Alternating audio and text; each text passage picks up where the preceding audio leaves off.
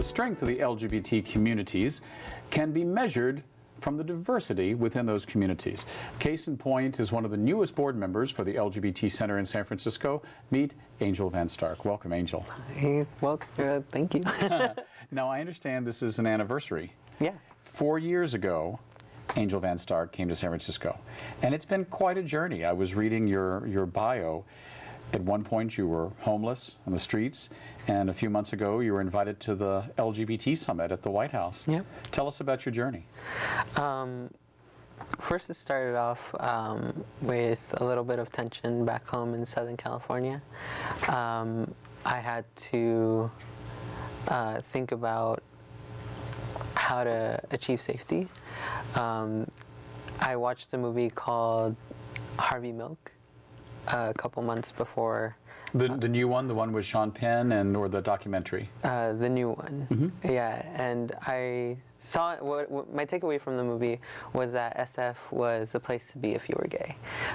It was full of rainbows and awesome, and everyone's accepting, and everything's colorful and amazing. And so I came here thinking that that's what it would be like. When I arrived, everything was very gray. The birds, the streets, the people's suits, everything. I landed at Embarcadero, and that night I was hoping to find a sheltered home. I was referred to the LGBT Center, actually, 1800 Market Street, and I went there thinking that it was a homeless shelter for young people. And the corner can be a little deceptive because it looks like a big house, and I thought I lucked out, but that's not what the center does. I'm grateful for what they do. It just wasn't that. So that night I went to Golden Gate Park, and I don't know if you've been to Golden Gate Park at night. I was told that that's where other young homeless people stay, and so I went there thinking I would find other homeless young people, but instead I was met with some really scary figures in the park. And first of all, when I thought of park, I thought it was going to be like swings and a slide, but it's like this big forest. And so when I went in there, I was already very scared. It was very dark, and these dark figures ran out and chased me. It was like these people, they were coming out of a van. It was really scary. I didn't want to find out what they were screaming at to me, so I left. I felt extremely unsafe, extremely scared. I didn't have anywhere to stay. It was like 2 a.m. in the morning. It was really cold, and even though I had multiple layers on, I was still shaking. I don't know if it was because of fear, anxiety, or just because it was really cold. But I slept maybe 3 hours that night, and that's actually fairly common when you sleep on the streets, because either you get woken up by police officers saying that you need to move, or just people in general making lots of noise, and you're constantly having to move to find a place to sleep. And so that night in particular was just really memorable and powerful to remind me of like how far someone can fall, I guess. Mm-hmm. But the next morning was a lot warmer, I guess is the best adjective I can use. I went to LGBT Center, and at the front desk I was met with someone very kind.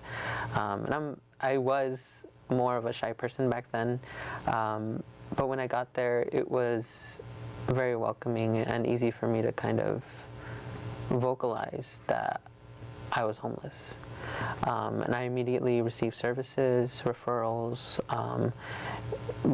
to the youth meal night program, to the youth program in general that they have there, to sheltered homes, to how to apply to GA stamps, food stamps, GA general assistance, and just access services all around the city. It's amazing. So 4 years ago, you were homeless on the streets of San Francisco because you fled a dangerous situation in Southern California. Yeah. Family danger? Yeah. And I stay away from giving too much specifics there because one, it's my family. Like, it's very personal. I think that both my mom and dad have come an extremely long way from the people they were before, and so I don't hold them to those identities anymore. And also, there seems to be this common narrative with homeless youth about, especially queer people of color, young queer people of color, being kicked out of their homes based on culture. And so that is a narrative that does happen, it's true.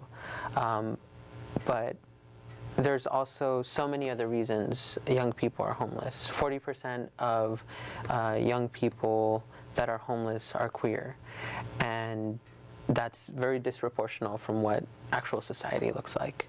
And so I want to make sure that that's not the only story being told, because there's so many other reasons for homelessness, whether it be job discrimination, healthcare discrimination, immigration status, lack of services within the certain area that they're in, just not having parents, increased substance abuse within the LGBT community, varying role models that might teach different lessons at different points of young people's lives, and the violence.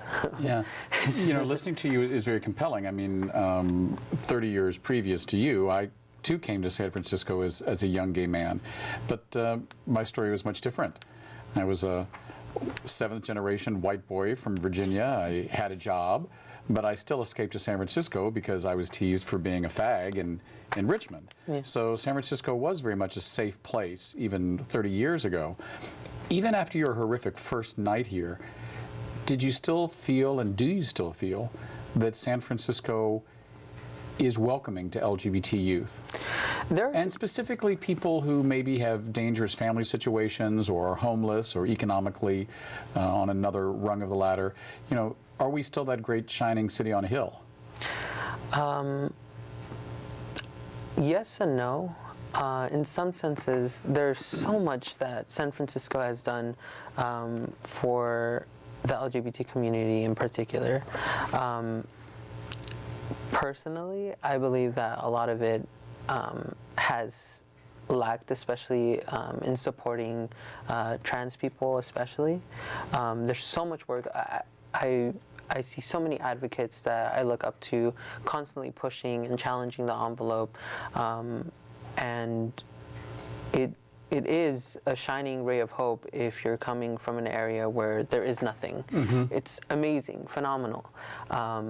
There are areas in the world even that surpass us in their ability to show acceptance, like India recognizes a third gender nationwide. Is that the largest country in the world that does so? Population-wise, I believe so. Yeah, of course. Yeah. Which is phenomenal. But there aren't proper LG, lesbian gay rights, in India. So it's like this interesting,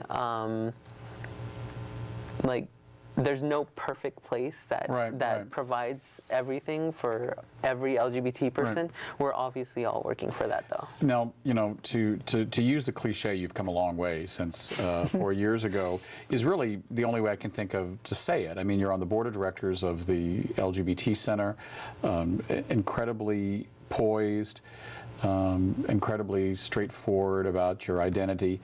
For those who don't understand the concept of third gender, and the words you use to describe yourself, them, their, they. Explain that for our viewers, specifically our LGBT viewers, gay men specifically, and lesbians. I remember when I came to San Francisco, the only visual you would get of quote-unquote gay it was always a man, and it was generally a white man, and he generally had a gym membership and had his shirt off. That was the image we were sold. And I feel that one of the great educational opportunities for gay men and lesbians in the greater world, but also in San Francisco, is to understand the T of LGBT. Talk to me a little bit about that and what that means to you as Angel VanStark. I think that it is very much, and I'm totally giving respect to the community that brought this up, is the feminist movement, actually. There was first wave feminism that fought for suffrage rights, the right to vote for women. Second wave feminism that is focused on pay equality and maternity leave and those kinds of issues that affect mostly career women in the United States or around the world. And then there's this third wave of feminism that is pretty recent, and I think my generation in particular has really championed. And it's quite new even for the LGBT community. There's differences between how different generations of even the transgender community that some identify with the term, and I apologize if this offends anyone, but some transgender women from different generations call themselves transvestite. They don't even want to identify as women. Then there's genderqueer that's been recently introduced, transgender women. But I think the general notion of third wave feminism is to completely disregard gender while recognizing the different challenges that come with gender. And it's actually quite easy to think about because when challenged to define what is a man and what is a woman, it's very simple to say, oh, well, a man is someone who has certain genitalia down there. Well, no, not necessarily. There are trans men that don't have that genitalia, or there are intersex people that are born without that genitalia, and that identify as male. And so you can't really define it with that. Right. And then there are like obviously the culture, like wearing a suit, wearing a dress, lipstick, but this identity of genderqueer or this identity of even trans challenges this notion of you can only be one way or the other. There's so many blurs between. Last two questions. Fascinating discussion. I'd like to have you back on, but last two questions for you. How do you think as a community, and I'm talking specifically about the LGBT community, do you think we're doing and understanding the diversity of gender expression within our midst? I mean, you know, when I was your age, you know, we used to joke that you were either a Kenzie 1 or you were a Kenzie 6. Yeah. And now we've kind of got like a Kenzie 17. I mean, you know, I don't even know if the chart works anymore. How do you think we're doing as a community understanding our own community members? And two, how do you define yourself? So, as a community, we're constantly growing, and that is what should happen. There should always be progress being made. I believe that there's been a little bit of a is it called bottlenecking happening with LGBT leaders of previous movements like the gay marriage movement or just even the right to be gay. Those movements are right for HIV positive people to be recognized in law. Even today we have those challenges. These movements don't necessarily, they affect the most disenfranchised of us, but I think right now we're facing so many other issues. There's so many issues that the LGBT community faces, and particularly I was very concerned that if gay marriage was passed, that a lot of gay men and lesbian women would kind of fall off of fighting for these rights. Right. The fight isn't over just because you've got marriage equality. Yeah, and there's more than marriage. Right. There's homeless youth, which I would argue that because 40% of homeless young people are LGBT identified, if you do nothing to challenge that, to raise awareness around that, I would go as far as saying that you're homophobic. Right. We've just got about 10 seconds left. Sure. Is there a way, if someone said to you, Angel, how do you self-identify? Is there a simple answer? I identify as genderqueer. Genderqueer. Yeah. And most importantly, you identify as Angel. Yeah. Thanks for being with us, Angel. Thank you. Next up, our conversation with Rosalind Salters talking about how to save endangered art. We'll be right back. Thanks.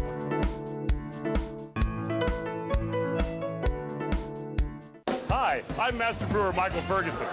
Don't miss the craft beer explosion. It's heating up. I love this beer. Tommy! Great people, great times. Thanks for coming to the brewery. A great road trip.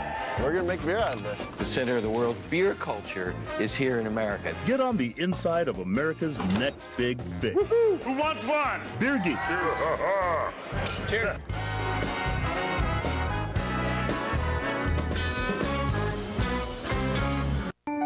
Hi, I'm Joe Minoso from Chicago Fire. During the holidays, hundreds of kids are taken to the ER with severe burns.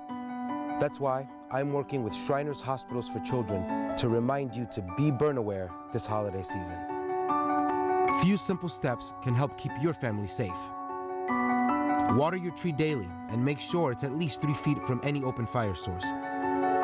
Turn pot handles towards the back of the stove. Keep a lid or cookie sheet nearby to cover a pan if it catches fire. Always inspect lights for frayed wires, kinks, or bare spots before putting them up. And never leave candles unattended. The holidays are a wonderful time to spend with friends and family. With these simple tips, Shriners Hospitals for Children is sending its love to the rescue to help reduce the risk of fires and burns. Learn more at BeBurnAware.org.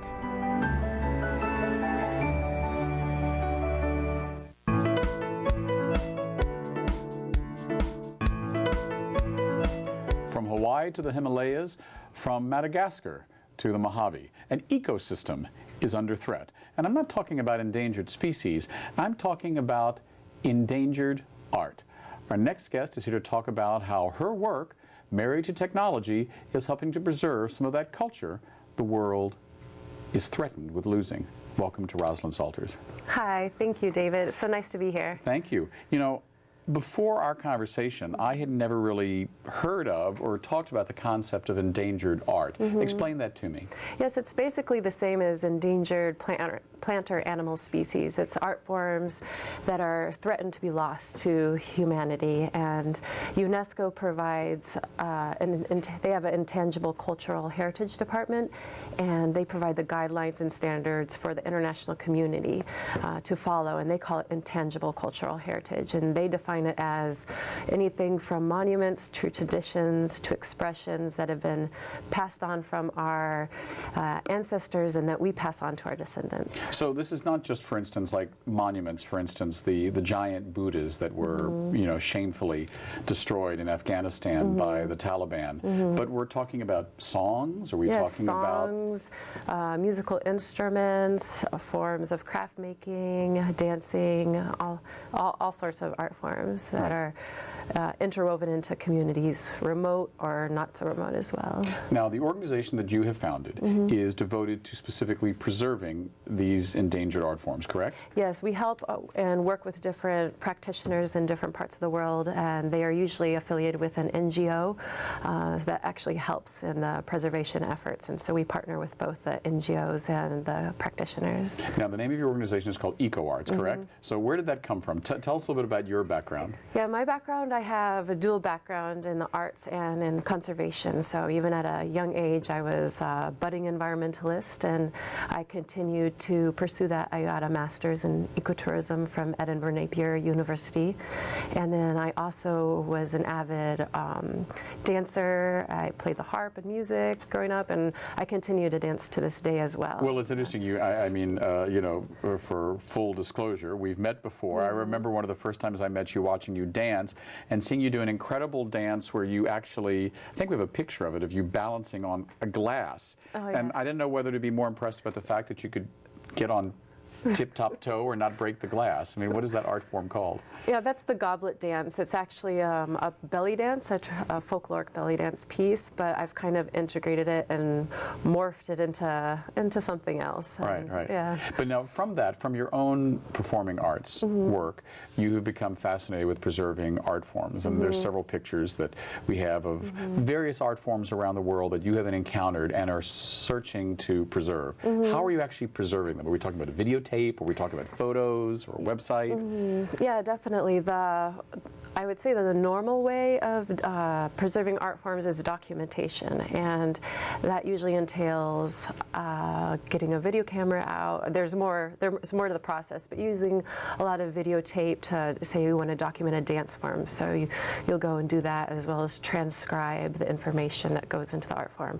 But I felt like I wanted to include a component that's a little more fluid with the times, and so I'm integrating 3D motion capture and multisensory immersion, so the practitioner can map out the movements, whether it's basket weaving, or they can map out a dance movement, or singing musical instruments, whatever, and they can actually share that and go back and edit it with their students, and it can continue to evolve as the art form evolves as well. So for us lay people, the technology you just mentioned, how would the lay person describe that? We're talking about a virtual reality system, correct? So that's the 3D motion capture, and then the way the public, you and I, and everybody else will be able to experience this is in a virtual world. And so we're really exploring virtual reality with education, and so you can put that on, and you can put on, I guess you could call it an Oculus Rift, and you can put that on, and you can immerse yourself in the world of where this art form has come from. All right, so take me through it. So let's say you discover a dance form, an ancient dance form that is threatened with disappearing because the people who dance that in their community are disappearing. They're dying away, and there's no one to teach it. What do you do? How does EcoArts help preserve that art form? Well, we're not the ones initiating it. I always look for partners who are already actively preserving their art form. I feel like it's a more socially responsible way of going about it, and so working with them and helping them, and this is just a way to enhance their efforts.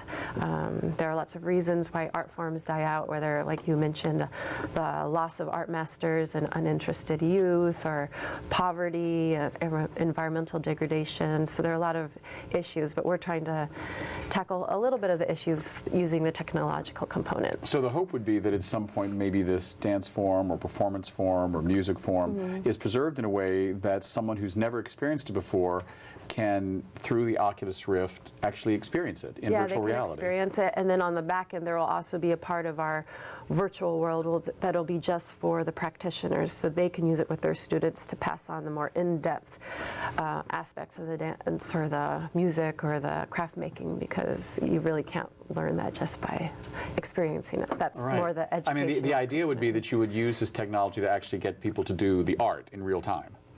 Well, it's more of a way for people to experience it and to be aware of it, and just to enjoy it, just the same as if you go to the ballet and enjoy it and you're aware of it, and to experience it. But the part of keeping a part of it protected and private for the practitioner's use is really important as well, so they can pass it on as well to their students. Now, I know you have traveled a lot and seen a lot of incredible performances. Are there any art forms or art experiences that you have in your life seen or experienced that you now know because they weren't preserved or lost, or ones that you're aware of? That I'm aware of? There is one of our partners. He's a Cree fiddle player up in Ontario, Canada, and he's the last one. So that's kind of scary and sad. What's a Cree fiddle? Cree fiddle tradition. It's a fiddle, but it's a Native American form of playing the fiddle, and so he's one that I've come across. It's just very sad that he's the last one. And once he's gone, that art form is gone.